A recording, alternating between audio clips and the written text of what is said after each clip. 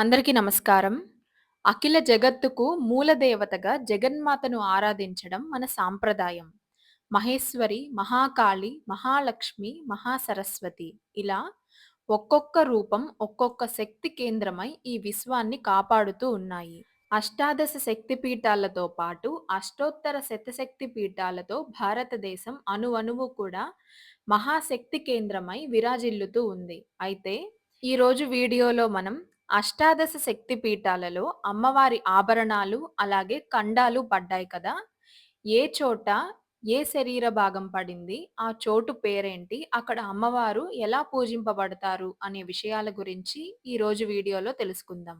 మనకి మొత్తం 108 శక్తి పీఠాలు ఉన్నాయి. వాటిలో ప్రధానమైనవి 18. మొదటిది శాంకరీదేవి. ఇది శ్రీలంకలో ఉంది. ఇక్కడ సతీదేవి కాలి గజ్జెలు పడ్డాయి. శ్రీలంకలోని టిక్రోమలిలో ఈ శక్తిపీఠం ఉంది. రావణాసురుడు శివభక్తుడు కావడం వల్ల పార్వతీదేవి శ్రీలంకలో శాంకరీదేవిగా వెలసిందని ఇతిహాస్యం. రెండవది కాంచీపురంలో ఉన్న కామాక్షిదేవి. ఇక్కడ సతీదేవి వీపు భాగం పడింది.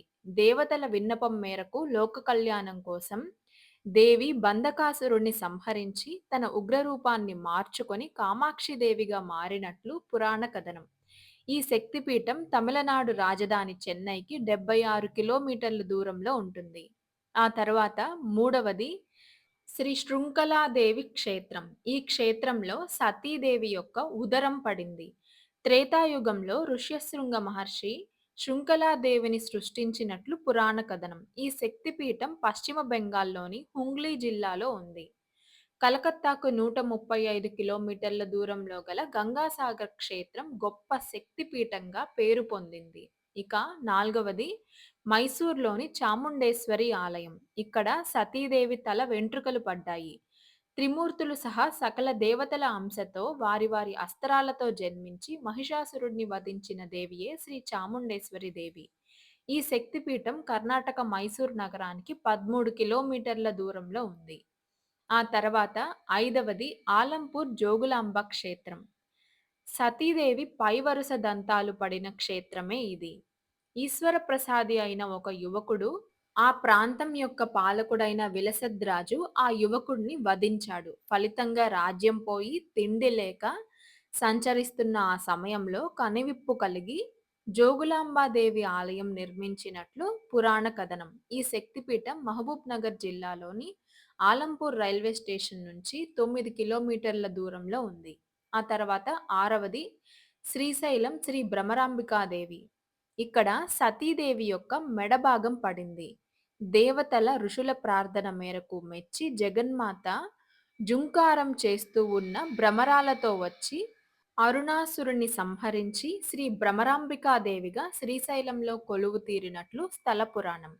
ఈ శక్తిపీఠం కర్నూలు జిల్లాలోని శ్రీశైలంలో ఉంది. ఈ క్షేత్రం కర్నూలు నుంచి 179 కిలోమీటర్లు, హైదరాబాద్ నుంచి 218 కిలోమీటర్ల దూరంలో ఉంటుంది.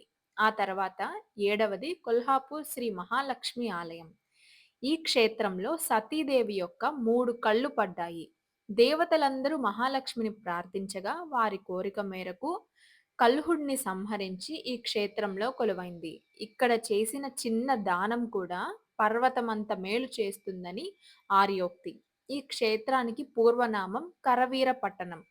ఈ శక్తిపీఠం మహారాష్ట్రలో ఉంది. ఈ శక్తిపీఠం హైదరాబాదుకు 540 కిలోమీటర్ల దూరంలో ఉంటుంది. ఇక ఎనిమిదవది శ్రీ ఏకవీరాదేవి క్షేత్రం. సతీదేవి కుడి చేయి పడిన ప్రాంతమే ఇది. తండ్రి జమదగ్ని ఆజ్ఞతో పరశురాముడు తల్లి సోదరుల తలను నరికేశాడు. తల్లి శిరస్సు పడిన ప్రాంతమే ఇది. ఈ శక్తిపీఠం మహారాష్ట్రలోని అహ్మద్ నగర్ నుంచి 42 కిలోమీటర్ల దూరంలో ఉంటుంది. ఇక తొమ్మిదవది శ్రీ మహాకాళి ఆలయం ఉజ్జయిని. ఈ క్షేత్రంలో సతీదేవి పై పెదవి పడినట్లు చెబుతారు. త్రిపురాసురుల్ని సంహరించడానికి శివుడు, పార్వతీదేవి మహాకాళిగా యుద్ధానికి సంసిద్ధమయ్యారు. పంచభూతాలు, బ్రహ్మ, విష్ణువు, మహేశ్వరులందరికీ అస్త్రాలు సహాయపడ్డాయి. పరమేశ్వరుడు రాక్షసుడిని సంహరించి విజయం సాధించిన ప్రాంతమే ఉజ్జయిని.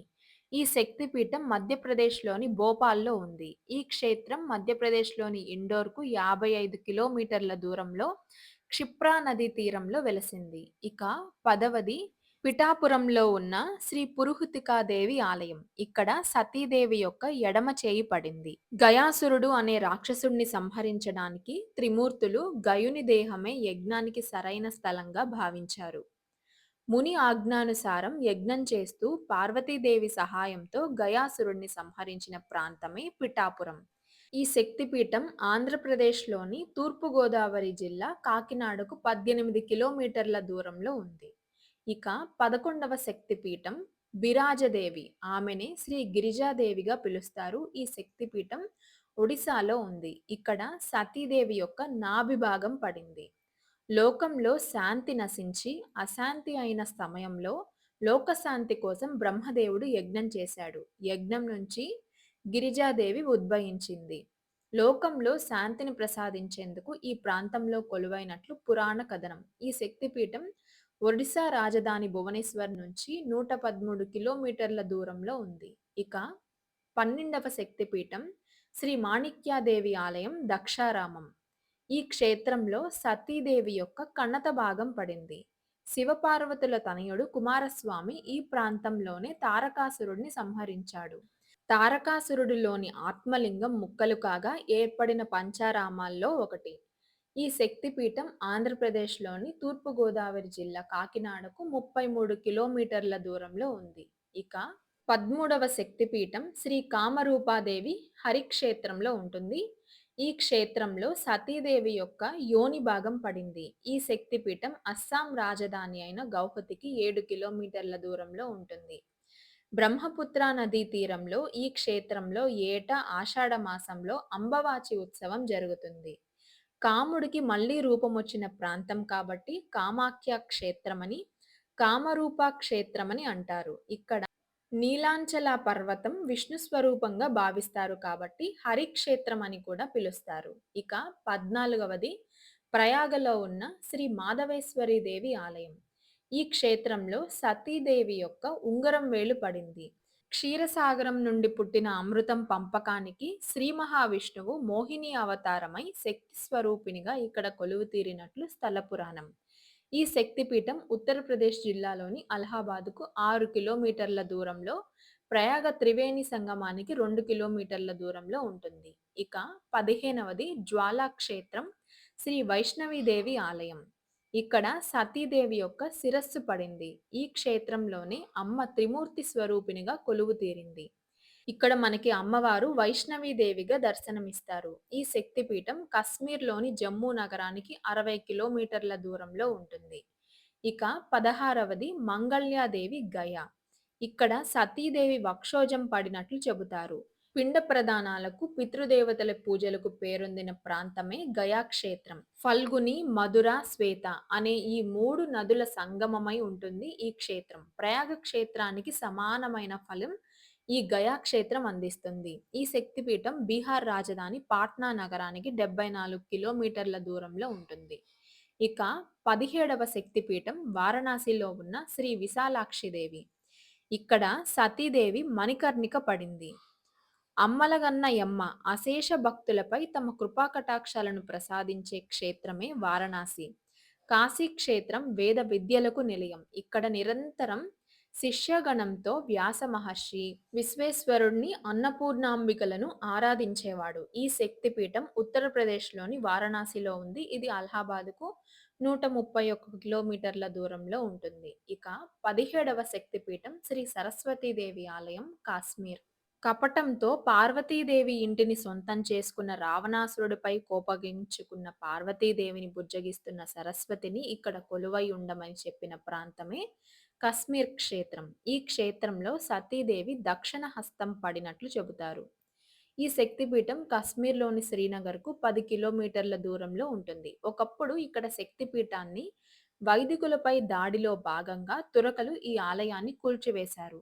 అష్టాదశ శక్తిపీఠాలు దర్శించిన, స్మరించిన జగముల నేలే జగదాంబ కరుణా కటాక్ష వీక్షణాలతో సకల శుభాలు కలిగి సుఖ సంతోషాలు, ఆయురారోగ్యాలు పొందుతారని భక్తుల ప్రగాఢ విశ్వాసం.